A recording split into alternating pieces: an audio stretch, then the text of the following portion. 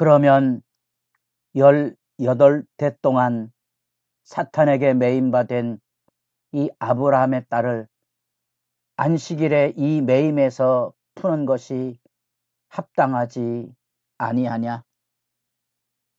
거룩한 새벽의 기도자 여러분, 주의 말씀의 영광 앞에 서는 시간, 하나님의 말씀 앞에 정직한 참회와 그 나라에 오직 절박하고도 분명한 그 크신 주님의 손길과 그 은혜가 기도의 영광 안에 분명하기를 바랍니다. 오늘 우리가 읽어갈 하나님의 말씀은 누가복음 13장 1절에서 21절까지의 말씀으로서 도리하는 주의 나라에 대한 시급한 우리 주님의 구원의 부르심이 담겨져 있어서 이 12장 13장에 이어져 가며 주님의 나라 앞에 참된 회개가 무엇인지 그것을 돌아보게 합니다. 왜냐하면 우리 주님의 지금 예루살렘으로 올라가는 이 여정은 자기 목숨을 내어주는 여정이고 다시 오지 않을 하나님의 구원사의 여정입니다. 주님이 땅에 오셔 하나님의 나라를 열 때 그 말씀을 가볍게 여기지 않기를 원하는 절박한 하나님의 심정과 그 예수 그리스도의 아픈 호소가 담겨져 있는 회개의 메시지가 그 앞에 담겨져 있습니다. 이 예수님을 향한 이 구원의 가르침을 중심으로 이루어지는 9장부터 19장까지의 이 예루살렘 여정 안에 곳곳에서 하나님의 말씀, 곧 예수 그리스도의 말씀에 귀를 기울이고 관심을 가지고 질문을 가지고 찾아오는 사건들이 여기 반복되고 있습니다. 무리들이 그랬고 베드로가 그리고 여기 두어 사람이 묻습니다. 그 말씀의 정확한 의미를 알고자 했던 거지요. 그래서 그 시대적인 상황에 대한 이 그들 보기에 심판이 이루어져야 하고 악의 원흉인 로마의 세력을 없애고 유대인 만세를 부르는 종말이 여기 다가오고 있는가? 예수님은 그들의 기대에 미치지 못하는 그런 갈등과 아픔이 있습니다. 왜냐하면 무엇을 착각하고 있는 거 아니 하나님의 나라가 여기 오면 단번에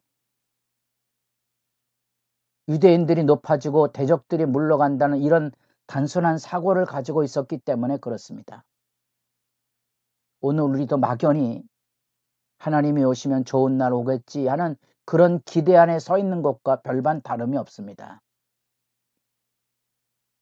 이 종말론이라는 이 개념은 예수 그리스도께서 십자가에서 여신 이중 시간 개념들을 이해하시는 것이 중요합니다. 여러분, 언제 예수 다시 오십니까? 그게 우리에게 관심사가 아니고 오늘 우리가 회개하고 그 예수를 믿고 따르느냐가 중요한데 이 관심사의 초점이 오늘 여기 없으면 그 나라에 대한 오해가 생길 수밖에 없습니다. 먼 훗날 내가 구원받을 것이다가 초점이 아니고 여기 지금 회개하고 하나님의 은혜로 오늘의 현실을 당당하게 받아들이는 싸움, 그 치열한 믿음의 싸움이 지금 여기 있어야 나중에 구원의 정말의 구원이 열려져 있는 거지요. 이 시간 개념, 흔히 이제 이미와 아직으로 알려졌던 이 구원 개념을 충분히 묵상하실 뿐 아니라 그것을 신학적인 내용이 아니고 여러분 이 새벽에 일어나 기도하는 일이 목숨보다 중하다고 생각됩니까? 그 긴장감, 내가 오늘 기도하지 못하면 내가 무너질 수도 있다는 이 긴장감이 여러분에게 살아있습니까? 그 영적인 싸움에 대한 이야기입니다.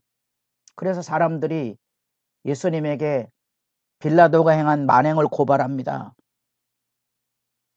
그래서 사람이 저지르고 있는 이 만행, 이 갈릴리 사람들을 처형했던 이 로마의 압제 문제, 두 번째 그 문제의 사건들이 갈릴리 사건에 대한 예수님께서 그들에게 깨우는 얘기가 그겁니다. 실로암 망대가 무너진 천재지변과 같은 일이 있었습니다. 그럼 저들은 죄가 많아서 죽었냐? 그런 개념이 아닌 거지요.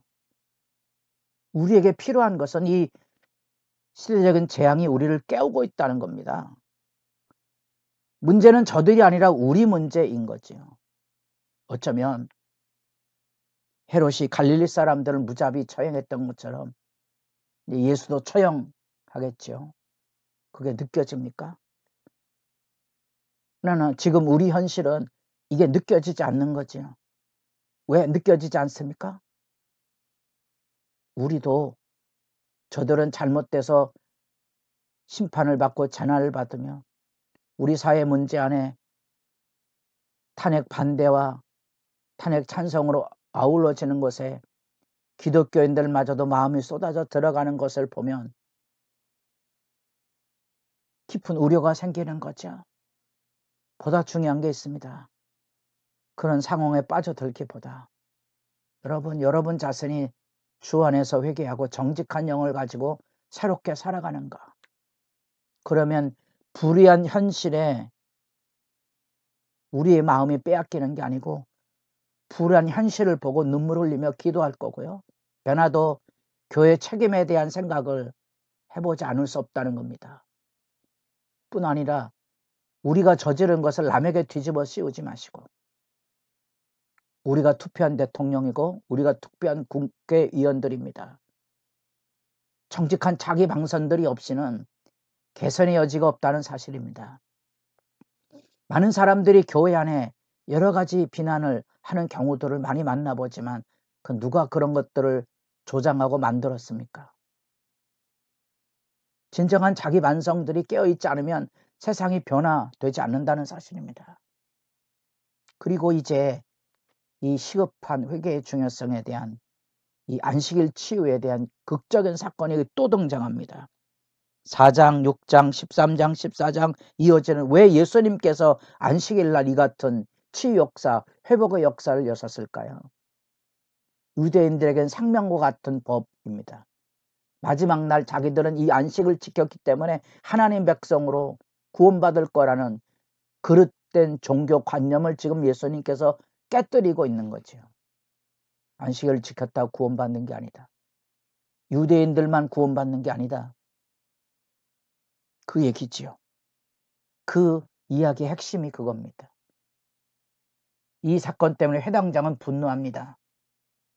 병 고치는 날이 많이 있는데 왜 하필 안식일 날 그것을 하느냐 하는 거죠. 예수님이 그들의 외식 내면을 찝어줍니다. 안식일에 소나 나귀로 외양간에 가서 풀어 물을 먹이지 않느냐. 사람이 안식일보다 못한 존재입니까? 더구나 18대 동안 사탄에게 매인받았다면 이 불쌍한 영혼에 대한 눈물과 아픔을 가지고 있다면 이 예수님의 치유 사건이 얼마나 위대한 일인지 놀라운 일인지 그리고 시급한 일인지 하루라도 한 영혼이라도 고침과 치유를 받아야 된다는 사실. 이런 주님의 말씀이 울림이 되면 제 눈물이 쏟아지는 거죠. 하나님, 고통받는 이유 하나님의 도우심이 필요한 현실적인 문제를 내가 끌어안고 울부짖게 되고요. 기도의 무릎을 가지고 주님 앞에 나올 수밖에 없다는 사실입니다.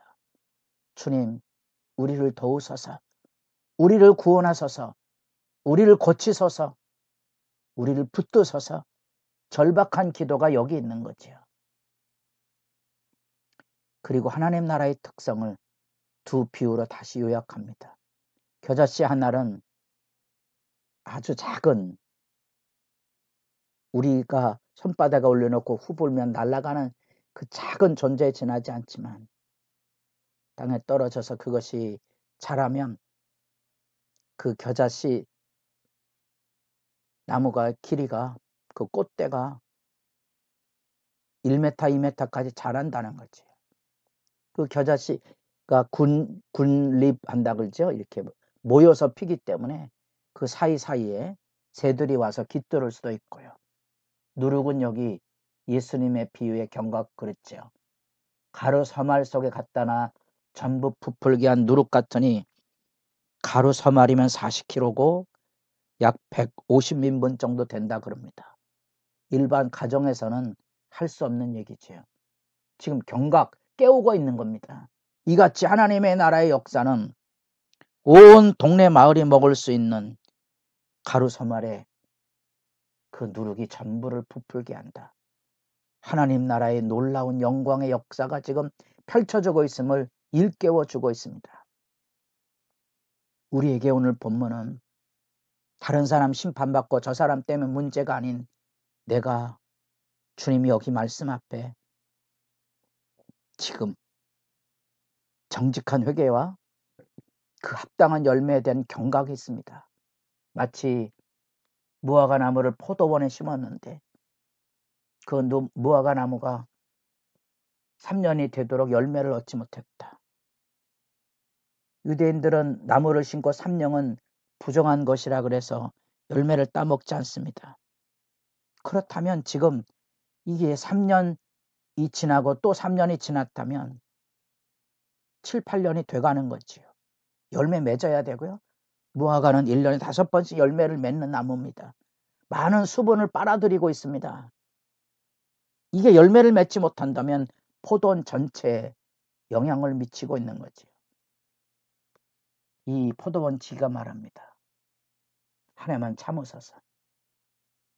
하나만 참으소서. 그래서 내가 두릅하고 거름을 줄이니 열매를 맺게 될 것인데 그렇지 않으면 그때 찍어버립시다. 이 긴급한 회개의 열매의 초청이 여기 있습니다.